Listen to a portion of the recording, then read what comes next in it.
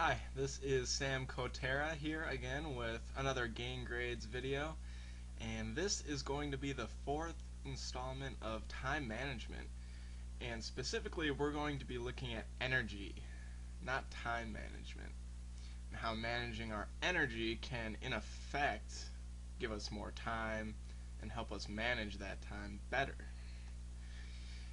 And I kind of got wind of this idea through a guy named Tony Schwartz and his co-author Jim Loehr. They came out with a book called The Power of Full Engagement. And I had also heard Tony speak in a few cases via YouTube and was blown away by his concepts. And I thought I would share some of the ideas he expressed in this book and in his speeches with respect to what is actually energy management. And if you even look at the subtitle of the book on the right side here, you'll notice it says managing energy, not time, is the key to performance, health, and happiness. And let's look at time versus energy. Time is limited, no matter what we do. There's always going to be 24 hours in a day. There's always going to be 168 hours in a week, etc. We don't control time.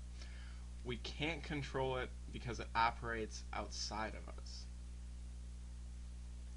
On the other hand, energy operates within us. So our energy levels determine our concentration and ability to carry out tasks, and really our general outlook when carrying out those tasks too. So when are we wasting energy completely or using it inefficiently is the real question I thought we'd want to answer in this video, because a lot of us think that energy is a static idea too and that we can't control it, but in fact oftentimes we're using it inefficiently or wasting it completely. And to demonstrate this idea, I decided to bring in a concept from Stephen Covey's The 7 Habits of Highly Effective People. And he has a visual that looks at your circle of influence versus your circle of concern. So your circle of influence is things that you can directly control. Those are the things you can manage in your life. And the circle of concern is the things that, though you worry about, you, as you can see in this visual, don't necessarily have ultimate control over. So you might be concerned that that car just slightly ahead of you in the left lane is going to cut you off, but you have no control over what they do, okay? You can't stop them from moving their wheel to the right and entering your lane. So it's about focusing on what you have influence over, which in that case might be slowing down to let that person get far enough ahead that they couldn't cut you off. So, and there are different visuals for showing this dynamic. For example, if you're particularly affluent, your circle of influence might be greater than your circle of concern. It might be the bigger circle in the picture you're seeing. So you might be having influence and control over things that you don't even care about, or things you simply aren't concerned with. But for most of us, it operates like the visual you see on this slide. Our concern is much greater than what we actually control. And this is the visual that Schwartz and Loehr pointed out in their book, The Power of Full Engagement. And I think this visual is really the key to understanding energy and how we are using it effectively or ineffectively. So this visual breaks things down by high and low energy. High energy are those tasks where you have to be pretty engaged and in the moment to carry out, and they use energy rapidly. When you're in a high energy state, you're using it rapidly. Now on the other hand, if you're on the bottom half of this visual, you're in a low energy state. And these are the moments where you're recharging your energy. So let's say you were just working a 7 or 8 hour day and and you get home from work to recharge your energy that you were just spending for the past 8 or so hours, you're hopefully going to engage in some low energy activities to try and build your energy reserves back up so that you can go again the next day, or if you have something to do later that day, that you can complete it. Now, beyond just the high and low energy, you'll also notice that there's negative and positive.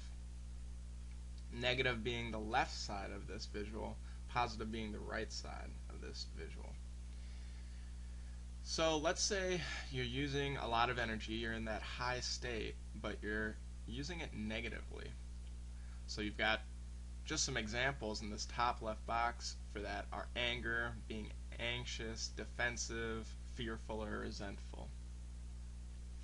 And what you'll notice, if we think back to that circle of influence and circle of concern, oftentimes being anxious or being angry or especially resentful is being in that circle of concern. They might be about things in the future or in the past that we don't really have any control over. It's just something we're concerned with. So doing these things in the high negative is wasting energy rapidly on things that really aren't constructive or do anything good for our bodies. Okay, that's where the time's really being wasted in your life.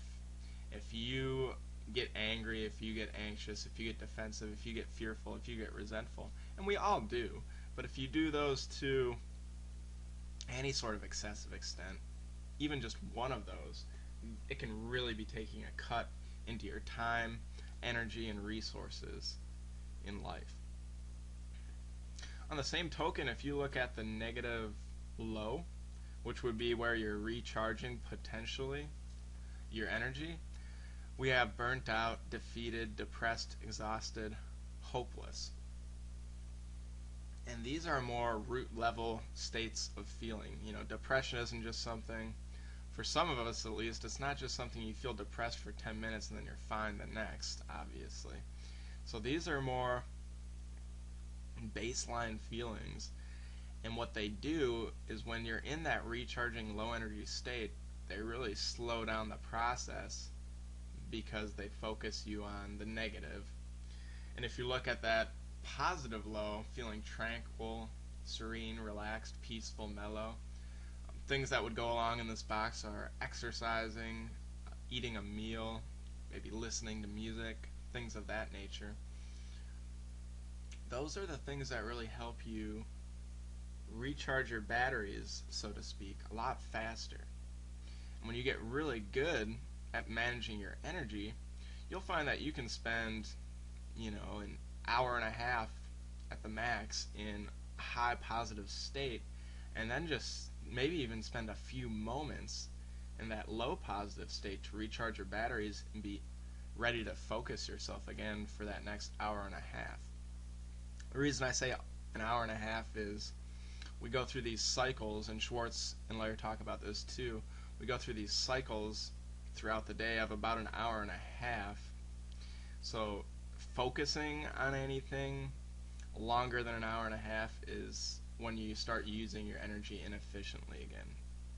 After an hour and a half, you need to move from high to low and recharge your batteries, basically. I think they called it an ultradian rhythm or ultradian cycle. So low energy is where you recharge for the high energy moments, as a recap. And some low energy activities will recharge you faster than others. Those are the positive.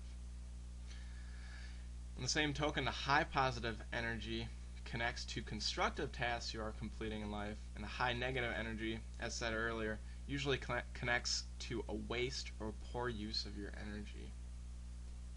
So we want to obviously spend time in the positive, because the more energy we expend positively, the more we're going to get done in less time. Again, this is what time management really is. It's really energy management when it comes down to it. Unfortunately, if we take an honest step back and ask ourselves what box we are often in, and you could do this, on break every day from work, maybe try to do it every hour, but if you bring up that visual of the high, low, positive, negative energy states, and you really think about where you just were or where you've been, you're going to be surprised at how often negative comes up. So shifting toward positive. In the next video on Schwartz's and Loehr's ideas, we will talk about some strategies to move toward a positive energy state more frequently. Again, I want to tell you to check out www.gaingradesnow.com. You can sign up for the Gain Grades newsletter and receive other useful tips for efficiency in college like this one. You're also going to hear about great offers on our study skills programs, which are guaranteed to reduce your study time and increase your grades. Again, this is Sam Kotera. Thank you for watching.